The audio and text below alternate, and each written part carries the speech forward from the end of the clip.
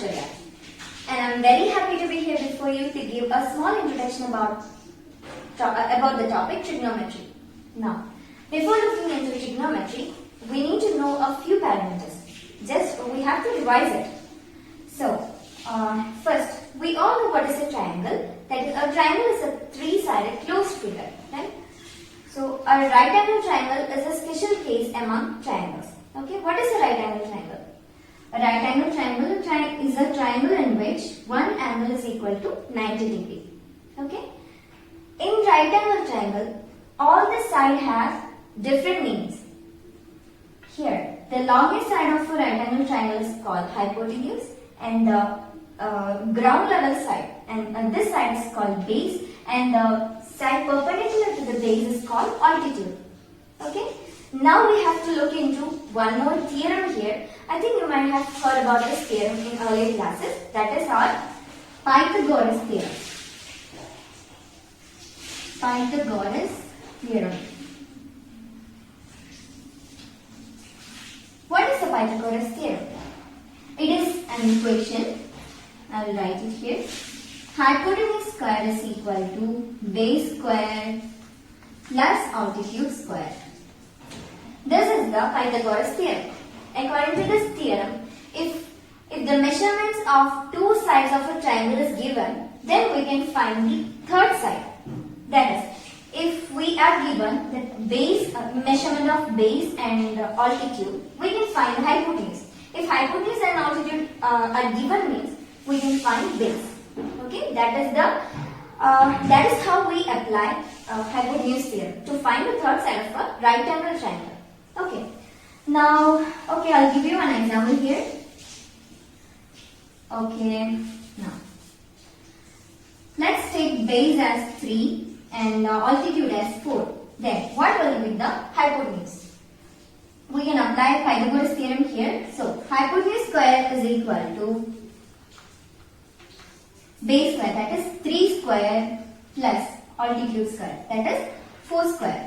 Now, this is equal to, this is 3 square, that is 9, 4 square, which is 16. So, 9 plus 16 is equal to 25. Hypotenuse square is equal to 25. So, what will be the hypotenuse? Which is equal to root of 25, and the value is 5. So, that's how we find the third side. Now, now we could find the hypotenuse here. Now, if the altitude and hypotenuse are given, and if base is not given, means we can find the base using the same formula here. Instead of, here hypotenuse will be the value given and altitude will be the value given. But base we have to find with this equation, that is hypotenuse square minus altitude square will be base square. So that's how we find the third side. Now, if in this Pythagoras theorem, if two sides of a triangle is given, then we can find the third side. Let us suppose that one measurement of one angle and one side is given. Okay. Now, can we find the other two sides and the other angle?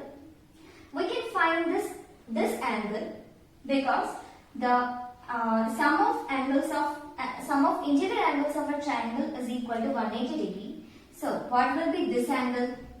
If this angle is 90 degree and this angle is theta, then this angle will be 90 minus theta. How? If this is 90 degree, the sum of these two angles will be 180 minus 90, that is equal to 90 degree. And among these two angles, if this is theta, then this will be 90 minus theta, obviously. So, if this angle is given, then we can find this third angle. Likewise, we can find the other two sides of a right angle triangle. How? To know how that is possible, we have to know about trigonometric ratios. Trigonometric ratios. I'll write down the ratios here. That is sine theta cos theta and tan theta. Here theta is a Greek letter. Always we use this Greek letter to denote an angle. Okay, you can use x, y and any letters to denote the angle of a triangle. So here I am using theta. So sin theta, cos theta, tan theta. These are the trigonometric ratios. Not only these, we have three more: cosec theta, sec theta and cot theta. I will explain all this thing.